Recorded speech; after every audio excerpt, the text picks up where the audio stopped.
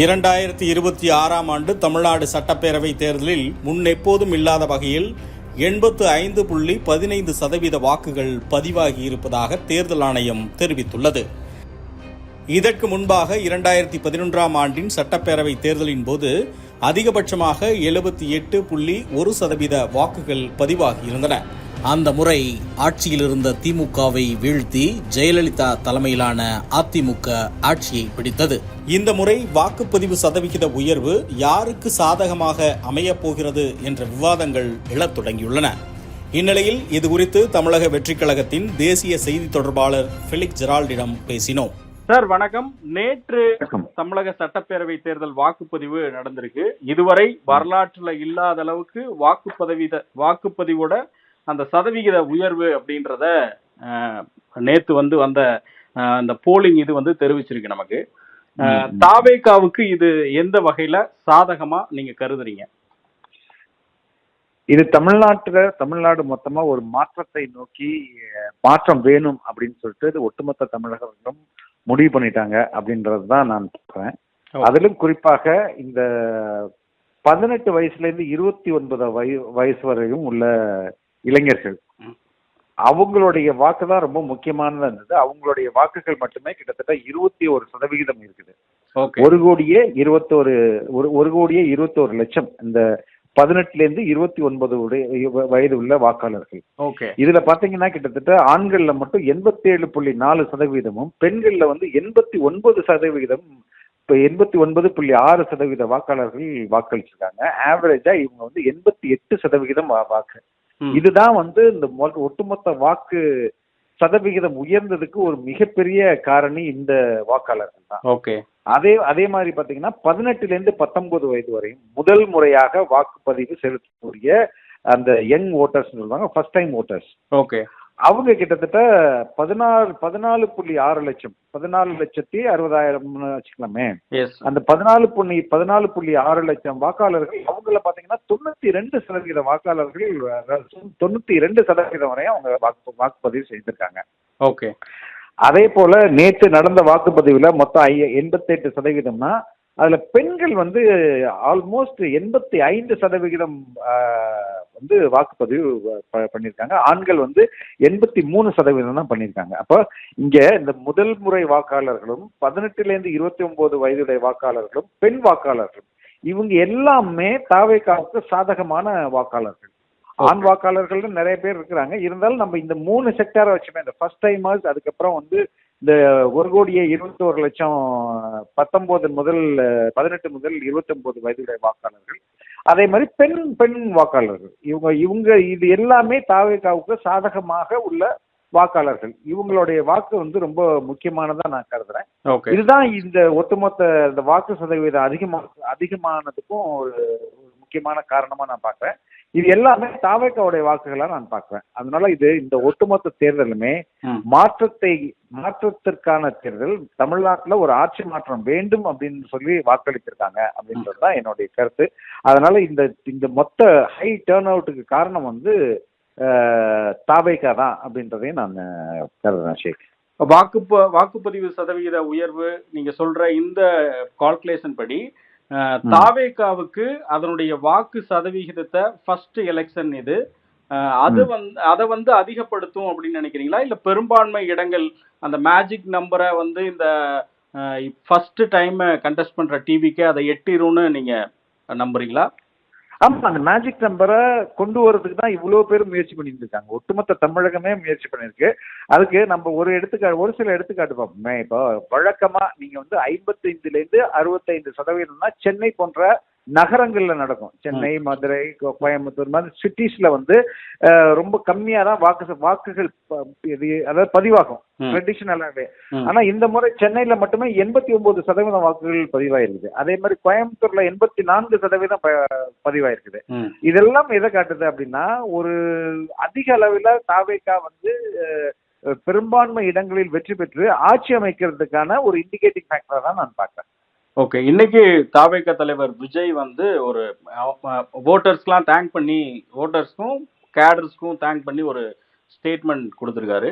ஆமா அதுல ஆமா. அரசியல் என்பது ஏதோ அசகாய சூரர்களுக்கானது மட்டுமே, அதீத ம். அனுபவசாலிகளுக்கு மட்டுமே அப்படின்றத அந்த கால்குலேஷன்லாம் வந்து இன்னைக்கு வந்து அதை உடைத்து நொறுக்கி இருக்காங்க. வெகுஜன ம். மக்களால அந்த மாதிரியான கால்குலேஷன்லாம் உடைத்து நொறுக்கப்பட்டிருக்கு அப்படின்னு ம். சொன்னாங்க.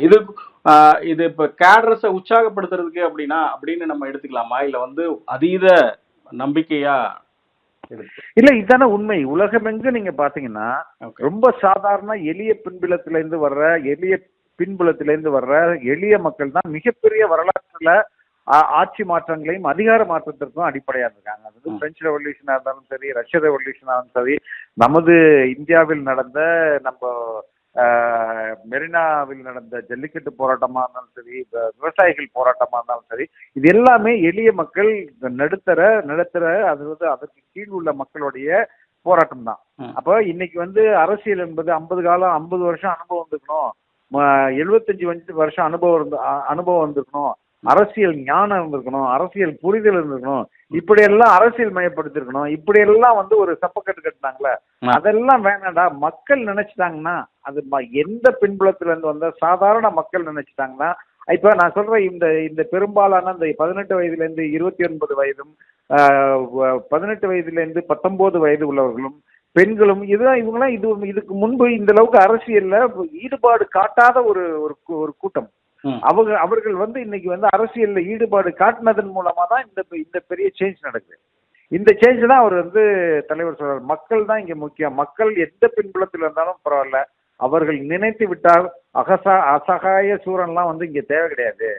ஒரு பெரிய வந்து என்ன சொல்றது, இத்தனை ஆண்டுகள் ஆட்சி அதிகாரத்தில் இருந்து அரசியலில் ஊறி பழந்தின்னு குட்டம் போட்டவங்களா தான் வெற்றி பெற முடியும்ன்றதெல்லாம் கிடையாது அப்படின்றத இந்த தேர்தல் ப்ரூவ் பண்ணிருக்குன்னா ரொம்ப பிராக்டிக்கலா சொல்லியிருக்கிறதா நான் பாக்குறேன்.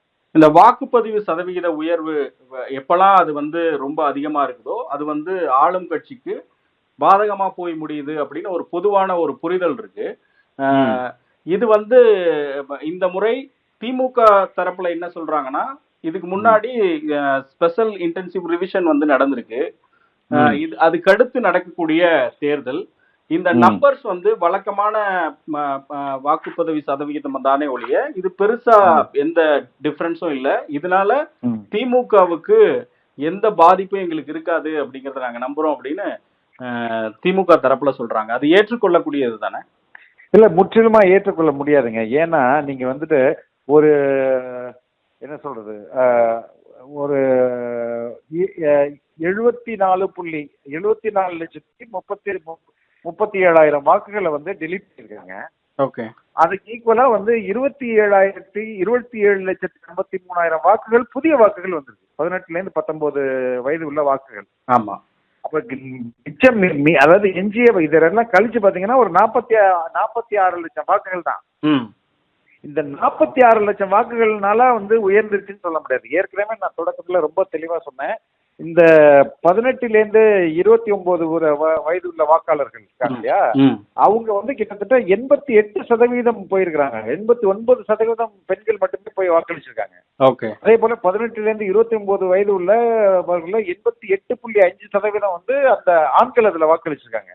அதே மாதிரி 99% வந்து 92% வந்து முதல் முறையில உள்ள வாக்காளர்கள், ஃபர்ஸ்ட் டைம் ஓட்டர்ஸ் வாக்களிச்சிருக்காங்க.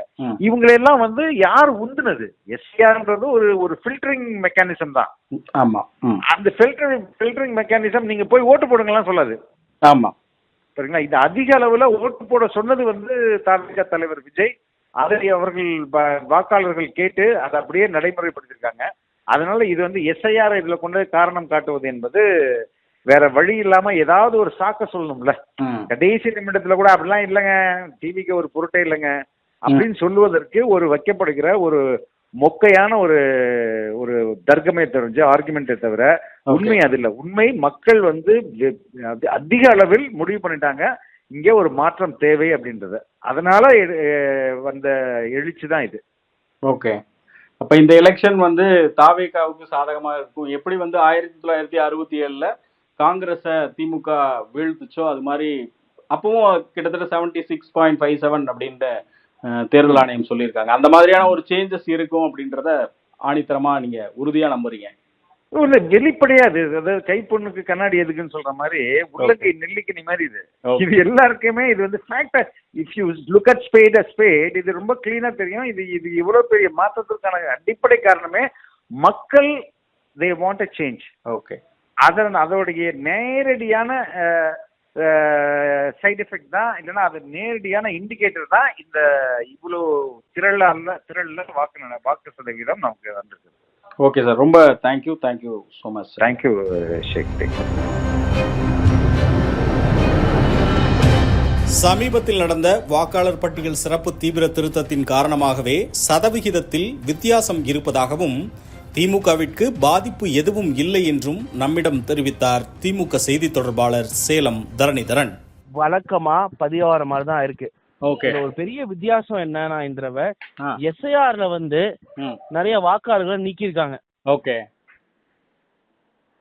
இறந்தவர்கள், அதுக்கப்புறம் ஒரு சிலவங்க வந்து இப்ப உதாரணத்துக்கு தூத்துக்குடியில இருந்து சென்னை வந்திருப்பாங்க, மதுரையில இருந்து சென்னை வந்திருப்பாங்க, இல்ல சேலத்துல இருந்து ஏதோ ஒரு ஊருக்கு போயிருப்பாங்க.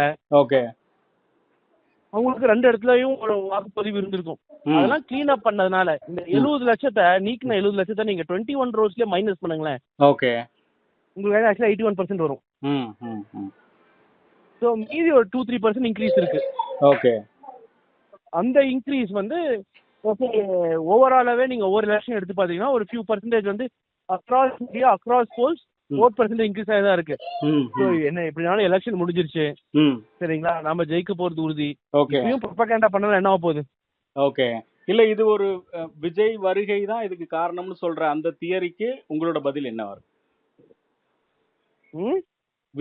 விஜயோட ஃபேக்டர் தான் இதுக்கு. சார் நான் ஒரு காமன் லாஜிக் என்னன்னா, நிறைய கட்சிகள் வர வர நிறைய வாக்கு சதவீதம் அதிகரிச்சு தான் இருக்கும். ஓகே.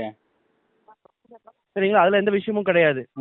இப்ப வெறும் 2 கட்சி இருக்குன்னா ஒரு 60% 4 கட்சி வருதுன்னா இன்னொரு 3-4% வரும். அதனால விஜய் ஜெயிப்பாரு, இல்ல விஜய்னால வந்து ஒரு பெரிய வாக்கு சதவீதம் வாங்க முடியுங்கிறதுக்கு நம்பிக்கைத்தன்மை இல்ல. ஒரு சில சதவீதங்கள் வாங்கலாம். இன்னொன்னு வந்து இந்தியாவை பொறுத்த வரைக்கும் வாக்கு சதவீதம் அதிகமா போல் ஆயிருக்கு அப்படின்னாவே அது ஆளும் கட்சிக்கு பாதகமா இருக்கும்னு சொல்றாங்க. சார் அது நான் சொல்லிட்டு உங்களுக்கு விளக்கம். அது வந்து ஒரு காரலேஷன் தான், காசலேஷன் இல்ல. ஓகே. வெஸ்ட் பெங்கால பாத்தீங்கன்னா 93% இருக்கு. இந்தியா ஃபுல்லாவே வாக்குப்பதிவு அதிகம் தான் இருக்கு எஸ்ஐஆருக்கு அப்புறம். ஓகே. பீகார்ல இருந்து இப்ப வரைக்கும் பீகார்ல இருந்து அதிகரிச்சது அதே கவர்மெண்ட் தானே திருப்பி வந்தாங்க. கரெக்ட். திமுகவை பொறுத்த வரைக்கும் இந்த வாக்குப்பதிவு சதவிகிதம் உயர்வுக்கு அதான் சொல்றேன், போன தேர்தலே நீங்க 70 lakhs மைனஸ் பண்ணீங்கன்னா 82% 83% தான் வருது. ஓகே. சரிங்களா, அப்ப நீங்க கேட்பீங்க கொஞ்சம் பேர் இப்ப அதுங்களும் இப்ப இருந்து 21 வரைக்கும் இறந்துருப்பாங்கன்னு. அதுக்குதான் ஈக்குவலண்டா புது ஓட்டர்ஸ் வந்திருப்பாங்க. ஓகே. ரெண்டும் டேலி ஆயிடுது, அவ்வளவுதான். ஓகே. இது வந்து உங்களோட திமுக பெறக்கூடிய வாக்குகளுடைய சதவிகிதத்தை எந்த அளவையும் 2%, 2.5% இன்க்ரீஸ் ஆயிருக்கு. ஓகே. உயர்ந்திருக்குன்றீங்க. நம்ம சொல்ற மாதிரி 13% தான் உயரல. ஓகே. இது வந்து யங்ஸ்டர்ஸ் வந்து புதுசா ஓட் பண்றனால வந்து இந்த உயர்வு அப்படின்னு சொல்றாங்க. அது அக்செப்டபிள் தானே? நிறைய பூத்ல வந்து நம்ம பார்க்க முடிஞ்சது, நிறைய யங்ஸ்டர்ஸ் வந்து வாலண்டியரா வந்து ஓட் பண்றதுக்கு ஆர்வமா இருந்தாங்க. குறிப்பா ட்ரெஸ் கோட்லாம் வச்சிருந்தாங்க. இந்த பக்கம் வந்து இது தாடி ட்ரெஸ் கோட் போடுறோம், எல்லாரும் அதே ட்ரெஸ் கோட் தான். ஓகே. அதை வச்சு நம்மளால எதுவும் சொல்ல முடியாது.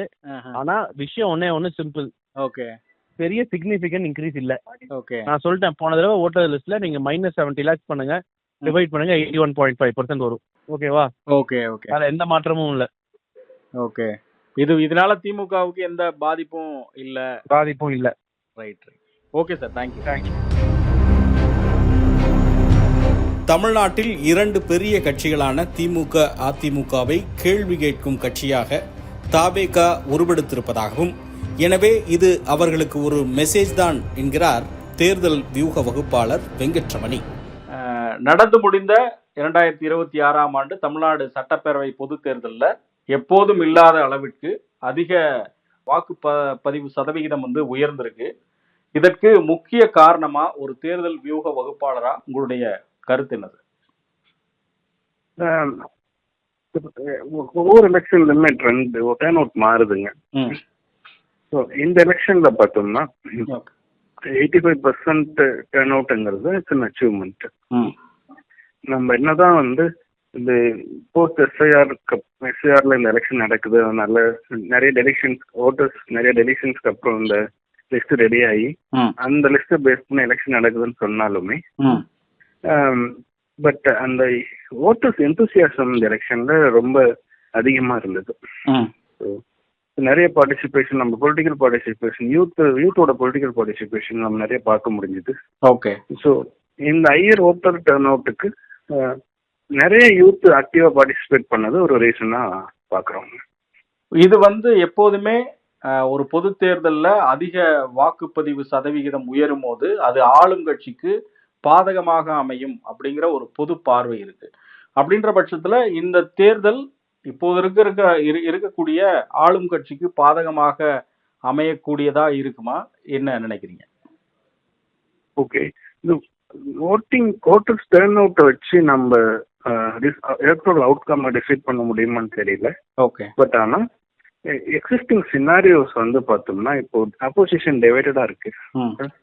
ஸோ டிவைடடா அப்போசிஷன் இருக்கிறதுனால ரூலிங் பார்ட்டி யுனைடடா ஸ்ட்ராங் லீடர்ஷிப் கொடுக்குற மாதிரி ஒரு தோற்றம் தெரியறதுனால ஓகே இந்த எலெக்ஷன் வந்து இது ப்ரோ ரூலிங் பார்ட்டி மாதிரி தான் தெரியுது. இந்த வெர்டிக்ட் வந்து it may come as bro ruling party. Okay. இந்த 18 முதல்ல 29 வயசு நீங்க குறிப்பிடுற அந்த யங்ஸ்டர்ஸ் இவங்க ரொம்ப ஆக்டிவா இருந்திருக்காங்க இந்த தேர்தலில் அப்படின்னு நீங்க குறிப்பிட்டீங்க. ஆமா, இவங்களுடைய வாக்குகள் இந்த அவங்க ஆக்டிவா இருந்ததுக்கான காரணம் அரசியல் விமர்சகர்கள்லாம் சொல்றது விஜயுடைய வருகை அப்படின்றாங்க. அந்த காரணம் ஏற்றுக்கொள்ளக்கூடியதா? நிச்சயமா விஜய், அதை நம்ம டிஸ்கவுண்ட் பண்ணவே முடியாது. விஜய்க்கான ஒரு ஈர்ப்பு அந்த யங்ஸ்டர்ஸ் மத்தியில நிறையவே இருக்கு. ஸோ அதுவும் மெயின் ரீசனாக தான் நான் பார்க்குறேன். இதனால வந்து யங்ஸ்டர்ஸ் மத்தியில் political participation, especially electronic participation இவ்வளோ தூரம் வருது அப்படின்னா அதுக்கு மெயின் ரீசன் விஜய்ன்னு சொல்றதுல நம்ம மறுபேச்சு இல்லை. So Vijay played a key role in bringing them. So அதே மாதிரி majority of youth 18 to 29 or 18 to 30 voting age segment வந்து பார்த்தோம்னா ப்ரோ விஜய் மாதிரி தான் பேசுறாங்க. ஓகே. அதே நேரத்துல நீங்க சொல்ற மாதிரி இந்த வாக்குப்பதிவு சதவீதத்தை வச்சு நம்ம யாருக்கு வந்து யாரை வந்து மக்கள் அரியணையில ஏத்த போறாங்க அப்படின்றத முன்கூட்டியே தீர்மானிக்க முடியாது இல்லையா? எலக்ட்ரல் அந்த ஓட்டிங் டர்ன் அவுட் வச்சு மட்டும் நம்ம அதை டிசைட் பண்ண முடியாது. ஓகே. நீங்க மற்ற ஃபேக்டர்ஸும் நம்ம கணக்கில் எடுத்துக்கணும். ஃபார் இன்ஸ்டன்ஸ் எந்தெந்த இடத்துல 2 கார்னர் கண்டெஸ்ட் இருக்கு, எங்க 3 கார்னர் கண்டெஸ்ட் இருக்கு, அந்த இடத்துல எப்படி வந்து எலக்ட்ரல் ஓட்டிங் பிஹேவியர் பதிவாச்சு, அதுக்கப்புறம் எந்த பார்ட்டி வீக்கா இருக்காங்க, யார் ஸ்ட்ராங்கா இருக்காங்க, எந்த பார்ட்டிக்கு வந்து இன்ஸ்டிடியூஷன்ஸ் நிறைய சப்போர்ட் பண்ணது, பூத் லெவல் இன்ஸ்டிடியூஷனா இருந்தாலும் சரி, பார்ட்டி இன்ஸ்டிடியூஷனா இருந்தாலும் சரி, யார்கிட்ட cadre base, support base, voter base அதிகமா இருக்காங்க. So cash factors, influences, so இதெல்லாமே கணக்கில் எடுத்துக்கணும் நம்ம எலக்ட்ரல் அவுட்கம் டிசைட் பண்றதுக்கு முன்னாடி. ஓகே, ரொம்ப நன்றி சார். இதுல வேற ஏதாவது குறிப்பிடத்தக்க அம்சங்கள் மற்ற தேர்தல்கள்ல இல்லாதது, இந்த அதிகமா இளைஞர்கள் வந்து தன்னெழுச்சியா வாக்குப்பதிவு மையங்களை நோக்கி நகர்ந்ததை தாண்டி வேற ஏதாவது குறிப்பிடத்தக்க விஷயங்களை நீங்க அப்சர்வ் பண்ணீங்களா? ஆமா, இந்த எலெக்ஷன்ல பார்த்தோம்னா ஸோ ட்ரெடிஷ்னலா தமிழ்நாட்டில் பார்த்தோம்னா 2 பெரிய கட்சிகள் தான் இருக்கும், டிஎம்கே, ஏடிஎம்கே. ஓகே. பட் இந்த முறை இந்த 2 பெரிய கட்சியுமே கொஸ்டின் பண்ற மாதிரி டிவிகே எமர்ஜ் ஆகிற மாதிரி தெரியுது. ஸோ அப்படின்னா ரெண்டு பார்ட்டிஸ்க்குமே இது வந்து ஒரு மெசேஜ். அவங்க வந்து இப்போ இது வரைக்கும் ஒரு வேளை யூத்தை இக்னோர் பண்ணியிருந்தாங்கன்னா இந்த மெசேஜ் அவங்க சீரியஸா எடுத்துட்டு யூத் ஃபோக்கஸ்டா அவங்களுமே ஒர்க் பண்ண ஆரம்பிக்கணும். ஸோ இல்லைன்னா அடுத்த எலெக்ஷன்ல இன்னும் கொஞ்சம் டஃப்பா இருக்கும். ஓகே, ரொம்ப நன்றி சார். நீங்க உங்களோட நேரத்தை ஒதுக்கி எங்களுக்கு இந்த தகவல்களை பகிர்ந்துக்கிட்டது ரொம்ப நன்றி. நன்றி.